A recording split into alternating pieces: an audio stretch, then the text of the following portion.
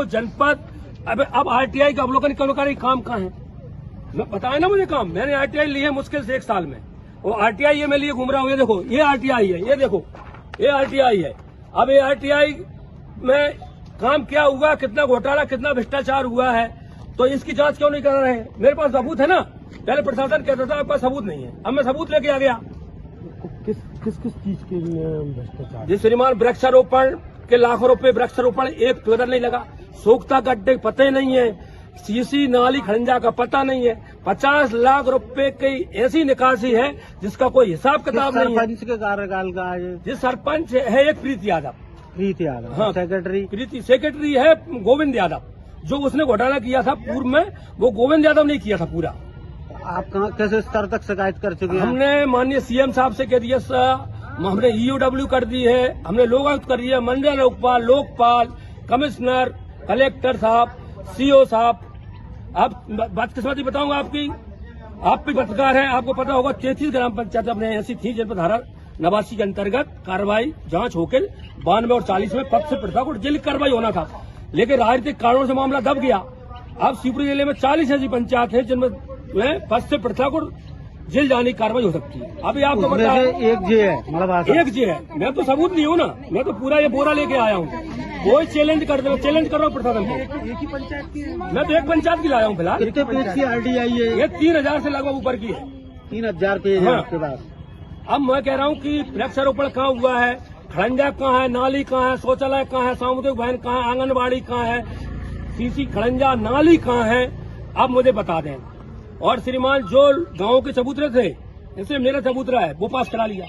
अभी हमारे यज्ञ हुआ था मई में, अप्रैल में, यज्ञ में हमने चबूतरा बनाया गाँव में। किसके लिए? यज्ञ के लिए, सिद्ध महाराज जी का। उसके 1,60,000 रुपए की निकासी हो गई। सार्वजनिक चंदे का भी सरकारी पेमेंट हो गया। पैसा निकल गया।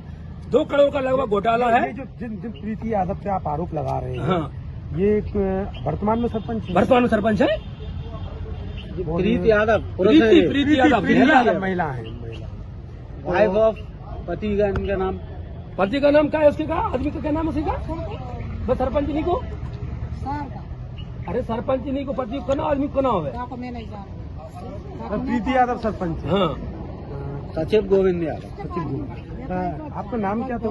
मेरा नाम जयपाल सिंह यादव एडवोकेट है। मैं आरटीआई एक्टिविस्ट हूँ और समाजवादी पार्टी का नेता हूँ और social justice forum of India एक मेरा सामाजिक संगठन है, उसके माध्यम से मैं गरीबों किसानों की लड़ाई, समाजवादी पार्टी के माध्यम से मैं गरीबों की लड़ाई और भ्रष्टाचार की लड़ाई पूरे देश और प्रदेश में लड़ रहा हूँ। जयपाल जी, ये बोरा लेके आप आए हैं आरटीआई की जानकारी का जी, क्यों लेके आना पड़ा इतना बड़ा बोरा? इतना बड़ा बोरा पत्रकार महोदय से लेना पड़ा कि ये मध्य प्रदेश की सरकार और प्रशासन अंधा, लूंगा, लंगड़ा और बहरा हो गया। इसको कमीशन खोरी से मतलब है, इनको भ्रष्टाचार से मतलब है, इनको सिर्फ पैसे से मतलब है। गांव में जो ग्राम स्वराज की जो हमारी भावना थी, जो कॉन्स्टिट्यूशन कानून की भावना थी, जो गांधी जी का सपना था ग्राम सभा और ग्राम स्वराज का, उसको ये धक्का बता रहे हैं। ये सबूत है इस बात का, प्रशासन की नपुंसकता का।